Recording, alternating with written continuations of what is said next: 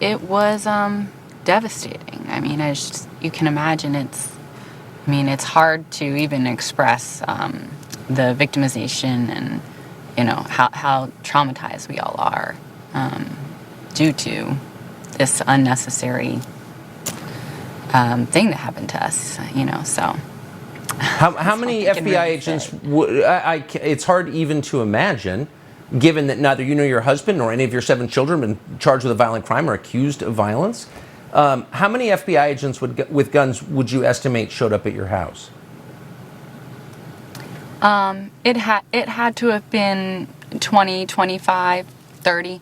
I mean, we have a large property. My entire front yard, you could barely see it. It was covered with at least 15 big trucks and cars.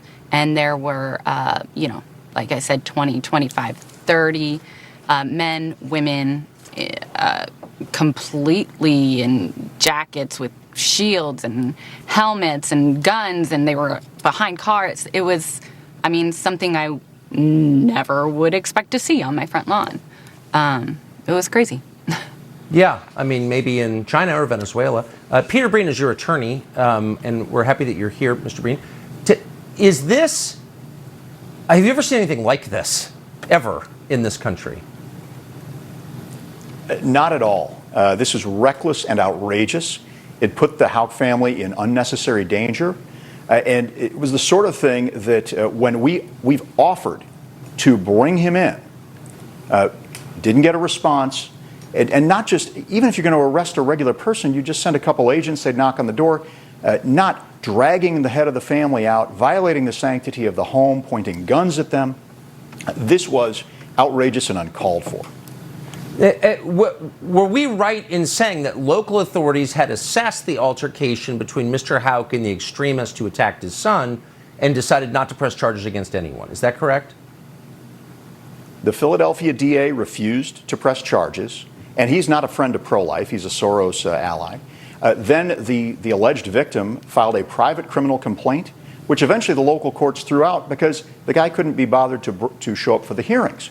So the local court system, which is where, if there were a crime committed on that sidewalk, would have dealt with it, they said no. And so that is where this matter should have ended. This was not a federal crime. We have controlling case law on that, strong defenses, but instead they've taken an innocent man and made an example out of him, presumably to send a message to pro-life people and people of faith across this country. It's a terrifying attack on civil liberties and on human rights. And I'm just going to point blank ask, if viewers are interested in learning more or helping the Houck family through this, is there some place they can go for details? Well, we've set up a site, Defend Life Today, defendlifetoday.com.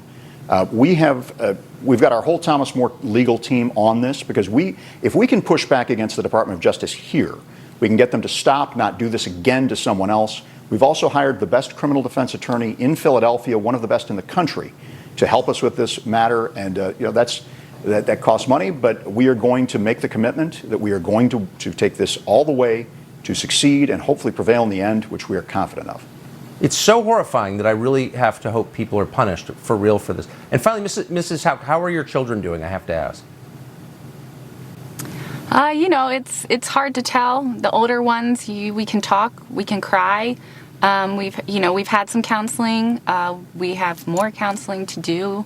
And the little ones, they're scared. They're scared. There's a lot of crying and a lot of unrestful sleep. A lot of kids in our bed at night and in the morning. Well, I hope every one of those agents who showed up at your home with automatic weapons is watching this and feeling deep shame. I really do. Ryan Marie Houck and Peter Breen, thank you very much.